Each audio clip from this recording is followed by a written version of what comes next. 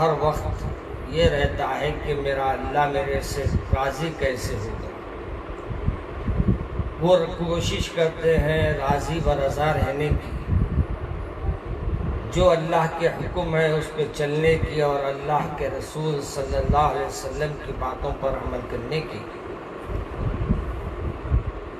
آج ہم کو بڑی خوشی ہوتی ہے کہ جب فون آتے ہیں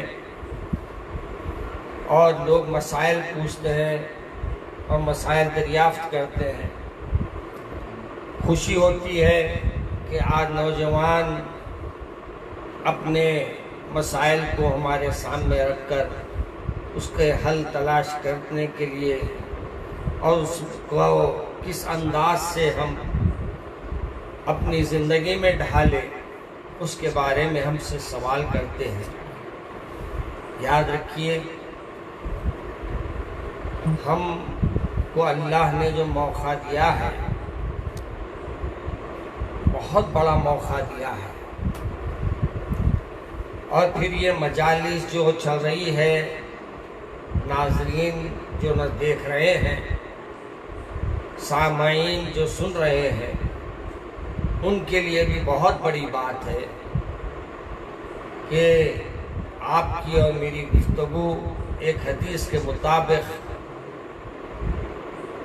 جب آپ اور ہم گفتگو کرتے ہیں اور اللہ کے رسول کے بارے میں ہم جب کوئی بات کرتے ہیں اور ایسے مجلسیں جب سجائی جاتی ہیں تو فرشتے یہاں سے جاتے ہیں اور جا کر کہتے ہیں کہ مولا فلاں مقام پر آپ کے کچھ لوگ بیٹھ کر، آپ کے بندے کچھ بیٹھ کر آپ کے اور آپ کے حبیب کا ذکر کر رہے تھے۔ اس طریقے سے ہم زمین پر جب ذکر اللہ کا کرتے ہیں تو اللہ جانتا ہے کہ ہم اللہ کا ذکر کر رہے ہیں، لیکن پھر بھی فرشتوں سے پوچھتا ہے کہ بتاؤ وہ کیا کر رہے تھے۔ فرشتے کہتے ہیں کہ وہ نماز پڑھ رہے تھے، فرشتے کہتے ہیں کہ وہ درود پاک پڑھ رہے تھے، فرشتے کہتے ہیں کہ قرآن پاک کی تلاوت کر رہے تھے۔ جب یہ باتیں اللہ تبارک و تعالیٰ کے سامنے فرشتے کہتے ہیں، اللہ تبارک و تعالیٰ ان فرشتوں سے کہتے ہیں تم گواہ رہو کہ دیکھو یہ میرے بندے ہیں اور میرے ذکر میں مصروف ہے۔ میرے عزیز دوستو، بلکہ ایک مقام پر ایک جگہ یہ بھی آیا ہے کہ جب ہم زمین والوں کے درمیان ذکر کرتے ہیں تو اللہ تبارک و تعالی ہم سے بہتر فرشتوں میں آپ کا اور میرا ذکر کرتا ہے۔ ہم بہت خوش نصیب ہے کہ ہم کو اللہ کے رسول صلی اللہ علیہ وسلم کے صدقے میں ایک ایسا مقام اللہ نے عطا فرمایا جس کے ہر عمل کو اللہ نے عبادت کا مقام عطا فرما دیا۔ اسی لیے ہم کو جو بھی عمل کر رہے ہیں اس میں یہ کوشش کریں کہ ہم اللہ کو راضی کرنے میں کوئی اس میں کوتاہی نہ ہو۔ ہاتھ اٹھائیں، دعا بھی مانگے تو دعا میں بھی دل لگائیے۔ جب کوئی اللہ کا ذکر ہو رہا ہے تو ذکر میں بھی بڑے احترام کے ساتھ، بڑے ادب کے ساتھ اس کو سنیے، اور ہماری یہ کوشش ہونا چاہیے کہ کوئی بھی بات جو ہم سن رہے ہیں آپ یہ سمجھیں، آپ کے ذہن میں خیال آئے گا کہ ہم عمل کہاں کر سکتے، آپ سنتے رہیے، ایک نہ ایک دن اللہ میاں آپ کے عمل کے لیے راستے بھی ہموار فرما دے گا۔ اور اللہ ہماری سنتا ہے بشرطے کہ ہم اللہ تبارک و تعالیٰ کے سامنے اپنی بات کو رکھے اور اپنی بات کو اللہ کے سامنے رکھ کر امید رکھے اللہ سے کہ اللہ ہماری بات کو مکمل فرمائے گا، اور اللہ تبارک و تعالیٰ سے اپنی بخشش کو، اپنی مقاصد کو اللہ کے سامنے رکھیے، اور یہ نہ سوچئے کہ میری دعا کہاں قبول ہوگی؟ کیا میں دعا کرا تو قبول ہو سکتی ہے؟ شاید اللہ آپ کی دعا کو قبول کرے، اور آپ ہی کی وجہ سے اللہ تبارک و تعالیٰ اس محفل کو قبول کر لے۔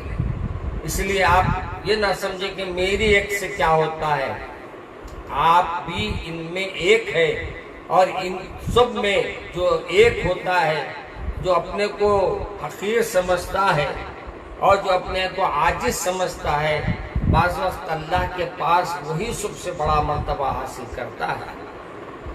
آپ کو معلوم، یہ تکبر بھی بڑی چیز ہے۔ یہ میں بڑے بڑے لوگ اندر اپنے آپ کو جہنم میں لے جائیں گے۔ بہت سے لوگ یہ میں نے کیا، میں نے یہ کیا، میں نے وہ کیا، میں نہیں ہے، بلکہ یہ آپ بولیے کہ اللہ نے مجھ سے یہ کروایا، اللہ نے مجھ سے یہ عمل، میرے سے یہ عمل کروایا، اللہ کی رضا کے لیے میں نے یہ عمل کیا، اللہ کے لیے یہ عمل کیا۔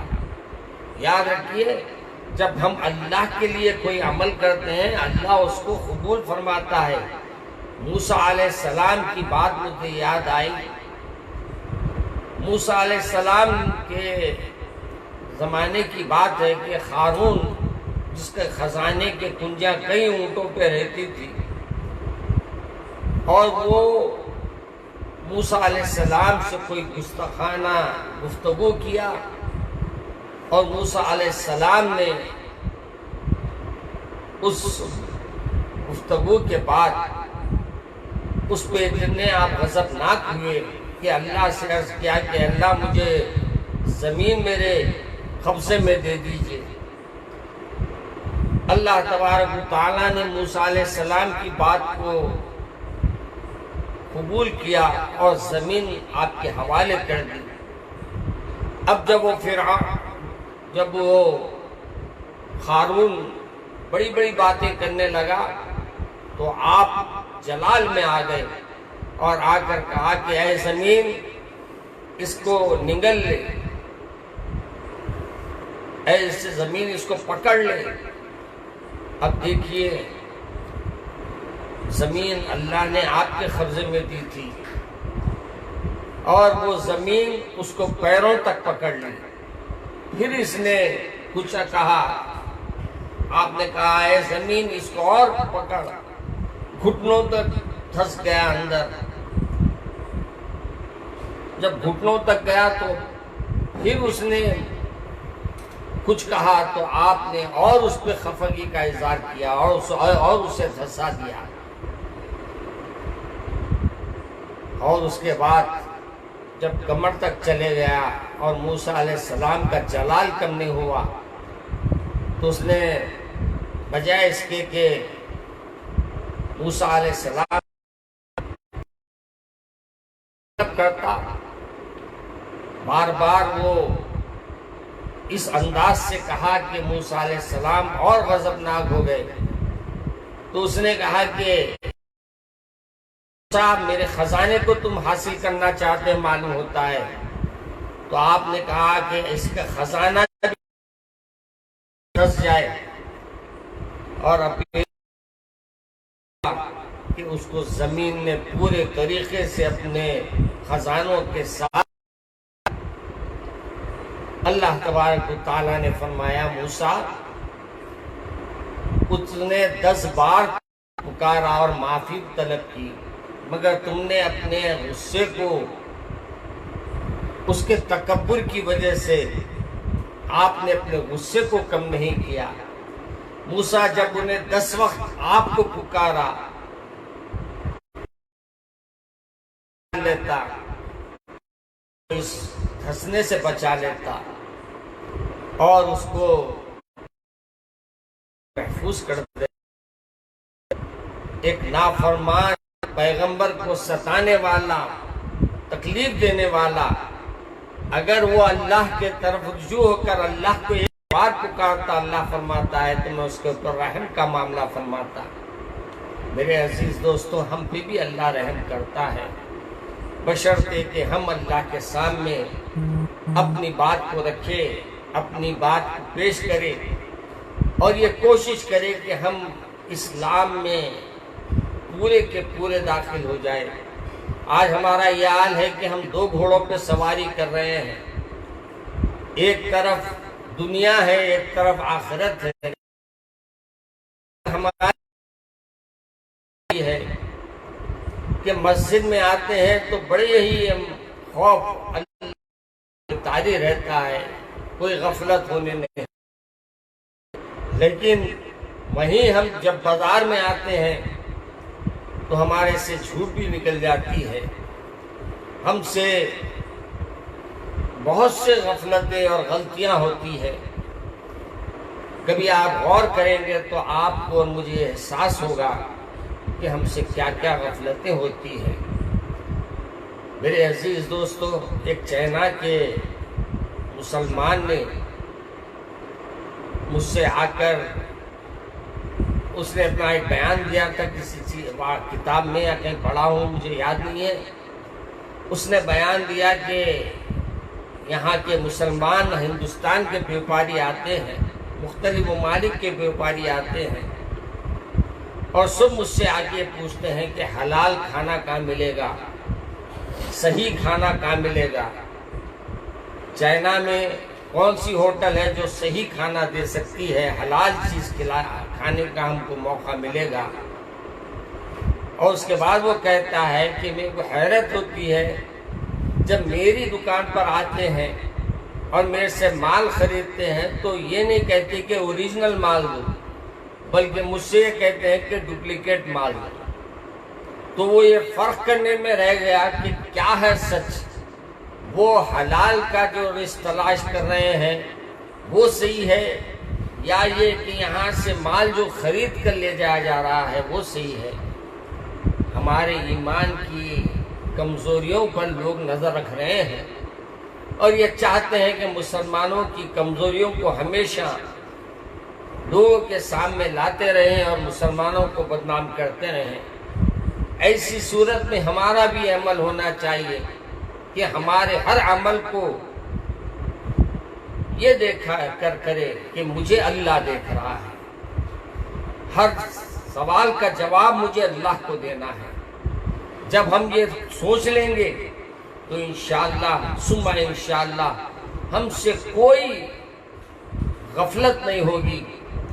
اور اس سلسلے میں میں نے بہت سی باتیں آپ کے سامنے رکھ چکا ہوں کہ اپنے کاروبار میں بیٹھے تو یہ دیکھیں کہ کپڑے میں اگر خامی ہے تو سامنے والے کو بول کر دیں، یہ ہم سے کہاں ہوگا۔ مال میں اگر خامی ہو تو وہ بول کر دے، کہاں ہوگا۔ آج ہم تو کہتے ہیں بھائی سب سے اچھا مال میرے پاس ملتا ہے، حالانکہ سب سے اچھے مال کے ساتھ ڈپلیکیٹ بھی مل جاتا ہے اس میں، مگر ہم اللہ کے پاس جواب دینے کا موقع بھول جاتے ہیں۔ مسجد میں ہمارا ایمان رہتا ہے، مسجد سے باہر ہمارے ایمان کمزور ہو جاتے ہیں۔ اس لیے ہم کہ پہلے تو ہم اپنے ایمان کو، بہت بڑی بات ہے کہ آپ کو اور مجھے ہدایت عطا فرمائی اور اسلام لا الہ الا اللہ محمد رسول ہمارے کو اللہ نے یہ کلمے کی بنیاد پر ہم کو اللہ نے عزت و عظمت عطا فرمائی۔